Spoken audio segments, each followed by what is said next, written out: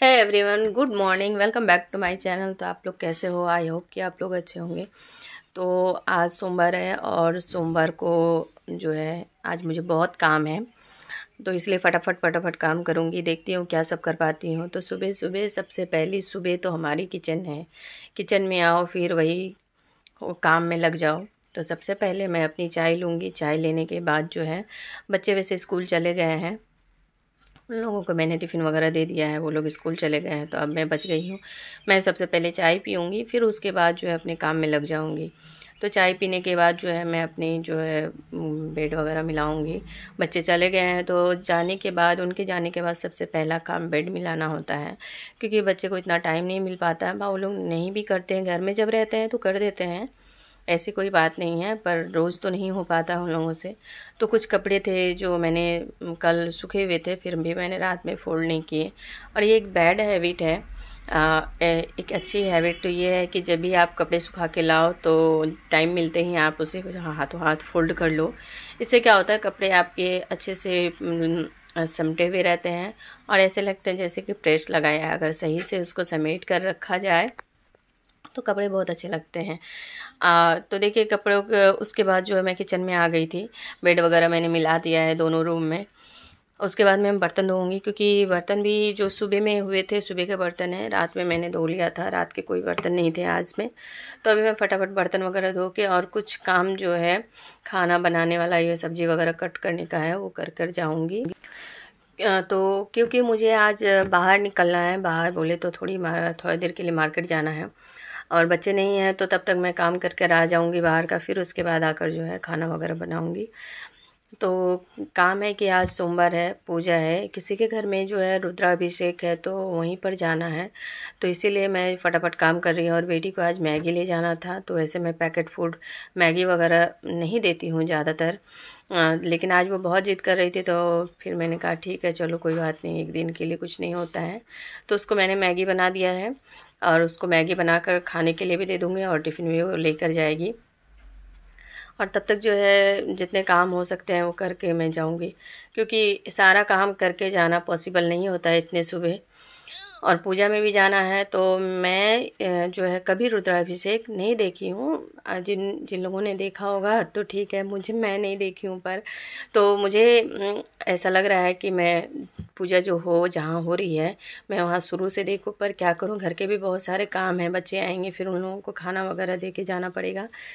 तो अभी मैं पहले कोशिश करूँगी कि टाइम से वहाँ पहुँच जाऊँ। तो सारे काम करके मैं जा रही हूँ अभी और आकर आपसे मिलती हूँ। तो अभी देखिए मैं आ गई थी मार्केट से, और मार्केट ज़्यादा दूर नहीं है हमारे यहाँ से। फल फूल लेने थे प्रसाद के लिए, तो फल फूल हमने लिया। और काफ़ी गर्मी थी, इतनी ज़्यादा धूप हो रखी है आज। इस बरसात के मौसम में भी इतनी तेज़ धूप होती है कि आपके दिमाग ख़राब हो जाएंगे, पर क्या करें, काम तो करना ही है। फल वगैरह लिया मैंने, और मुझे जो है एक साड़ी जो है एक्सचेंज करनी थी, तो वो साड़ी भी मैं लेकर गई थी और एक्सचेंज कर कर मैं ले आई हूँ। तो अभी मैं थोड़ी देर जो है ठंडा हवा खाऊंगी, फिर जो है उसके बाद काम करूँगी, क्योंकि कोई नहीं है घर में, तो इत्मीनान से काम करूँगी आराम से। और मैं काम जो है एक साथ करती हूँ, जैसे कि चावल दाल बिठा दिया, फिर इधर झाड़ू पोछा कर लूँगी, तो इसमें जो है मेरे दोनों काम हो जाएंगे।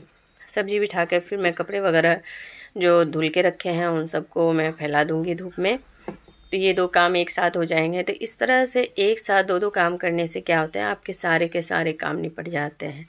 और मैं अक्सर ऐसे ही करती हूँ, ऐसा नहीं कि अगर खाना बना रही हूँ तो फिर खाना ही बनाती हूँ। ऐसा करने से क्या होता है कि फिर सारा का सारा टाइम वहीं निकल जाता है, फिर आप दूसरे काम को नहीं कर पाते हो। तो देखिए चावल दाल मैंने बिठा दिया है और अभी मैं झाड़ू वगैरह लगा लूँगी, पोछा कर लूँगी। जल्दी करना है फिर, क्योंकि पूजा में भी जाना है। तो हमें तो रोज़ के काम होते हैं ये, और रोज़ ही करने पड़ते हैं। और मैं हर काम को बड़े इंटरेस्ट से करती हूँ, ऐसा नहीं कि काम को देख के मुझे सर में दर्द होने लगता है, ऐसा नहीं है। जब भी मैं झाड़ू लगाती हूँ आराम से, मुझे बहुत टाइम लगता है झाड़ू लगाने में, मैं हर एक चीज़ को उठा कर फिर झाड़ू वगैरह लगा कर जो है निकालती हूँ। और मुझे लग रहा है कि इतना जल्दी काम ख़त्म हो फिर जाकर मैं रेडी होकर जाऊँ। तो अभी कपड़े भी मशीन में ही पड़े हुए हैं, तो अभी भी जाकर मैं उसे भी फैला दूँगी, तब तक हमारा इधर का काम भी, खाना भी पक जाएगा और झाड़ू भी लग जाएंगे। तो इतनी तेज़ धूप में बाहर निकलने को भी दिल नहीं करता है, पर क्या करें, कपड़े तो मैं बाहर ही फैलाती हूँ क्योंकि अंदर उतना जगह नहीं है और फिर कपड़े सूखते नहीं हैं। धूप है तो मैंने सोचा कि उन्हें धूप में दे दूँ तो ये एक ही दिन में सूख जाएंगे, तो फिर मैं इसे फोल्ड करके अपनी जगह पे रख दूँगी। तो जल्दी जल्दी मैं काम ख़त्म कर रही थी। और कभी कभी क्या होता है कि जितना भी जल्दी करो तो फिर काम ख़त्म ही नहीं होते, एक के बाद एक काम निकल आते हैं एक के बाद। और जिस दिन अगर कहीं जाना हो तो उस दिन तो पता नहीं काम कहाँ से निकल आते हैं और कोई भी काम जो है जल्दी होने का नाम नहीं लेता है। तो यहाँ अभी मैं पूजा में आ गई थी और ये देखिए इन्होंने, पंडित जी ने कितने अच्छे तरीके से यहाँ बनाया है। शिव जी, पार्वती जी, सबकी यहाँ मूर्तियाँ बनाई हैं। और इसे बनाने में काफ़ी टाइम लगता है क्योंकि मैं सुबह ही यहाँ प्रसाद देकर गई थी चढ़ाने के लिए, तो पंडित जी तभी से तैयारी कर रहे थे। तो मुझे लग रहा था कि शायद 1 घंटे में हो गया होगा और पूजा स्टार्ट भी हो गया, लेकिन जब मैं आई यहाँ तो पूजा नहीं स्टार्ट हुई थी। तो यहाँ अभिषेक जो करने से पहले जो पूजा होती है, नॉर्मल जो पूजा होते हैं, पहले उसी तरह की पूजा की जाती है भगवान शिव की, श्री गणेश की, गणेश भगवान की। तो सबसे पहले गणेश भगवान की पूजा होती है, उसके बाद किसी देवी देवता की पूजा की जाती है। और यहाँ और कहा जाता है कि जो लोग ये अभिषेक के टाइम में वहाँ मौजूद होते हैं तो अभिषेक जब तक ख़त्म नहीं होता है तब तक उन लोगों का जाना नहीं होता है, क्योंकि यहाँ पर निरंतर जो है एकदम लगातार ओम नमः शिवाय का जाप करना होता है। वो ओम नमः शिवाय का जाप जो है टूटना नहीं चाहिए, वो एकदम बोलते रहना चाहिए। तो हम लोग जितने थे सब कंटिन्यू करते जा रहे थे, अगर कोई चुप भी था तो कोई बोल रहा था। तो इस तरह से पूजा पाठ करने से मन को बहुत शांति मिलती है। और सच में रुद्राभिषेक देखकर मुझे भी बहुत अच्छा लगा, बहुत मन प्रसन्न हुआ और बहुत कुछ जानने को मिलता है कि ये अभिषेक क्यों होता है और कि सावन महीने में ही क्यों किया जाता है। तो भगवान शिव की कृपा जो है सभी पे बनाए रखते हैं। भगवान भोलेनाथ जो है एकदम सच में भोलेनाथ है, आप उसे दिल से कुछ मांगिए तो ज़रूर पूरा करते हैं। तो यहाँ जो है पाठ जो ख़त्म होने में काफ़ी टाइम लग गया और अभिषेक तब तक होना था जब तक कि उस पाठ को ख़त्म नहीं हो जाए। तो यहाँ जो है देखिए परात में पूरी दूध से भर गई है परात और बार बार उसे जो है बाहर निकाल रहे हैं। और भोलेनाथ को तो भांग, धतूरा, बेलपत्र यही बहुत पसंद है। और इन सब चीज़ों से जब अभिषेक हो जाता है तो श्रृंगार किया जाता है, अच्छे से भोलेनाथ को सजा दिया जाता है, क्योंकि इनकी प्रिय वस्तु हैं बेलपत्र, भांग, धतूरा, इन सब चीज़ों को पाकर ही ये बहुत खुश होते हैं। तो यहाँ देखिए यहाँ भगवान शिव की जो है श्रृंगार जो है हो गया है और उनको वस्त्र दान किया जा रहा है। और अच्छा लगा इन पूजा को देख के। और घर के बगल में ही हो रहा था तो मुझे तो ज़्यादा दूर नहीं हमारे घर से, तो बच्चे भी आ रहे थे जा रहे थे।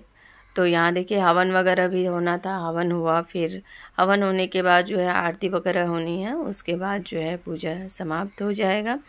तो यहाँ हवन हो चुका है और यहाँ आरती होनी बाकी है। आरती होने के बाद जो है पूजा संपन्न हो जाएगा।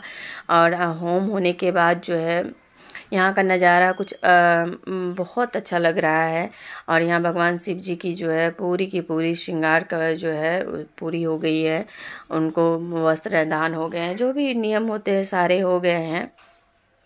और भगवान शिव की पूजा में या मंदिर में जो है भभूत लगाना होता है माथे पे, और मुझे बहुत पसंद है इस भभूत को लगाना। इस तरह से चंदन जो होते हैं लगा के फिर वो लोग बनाते हैं ना टीका, बहुत सुंदर लगता है।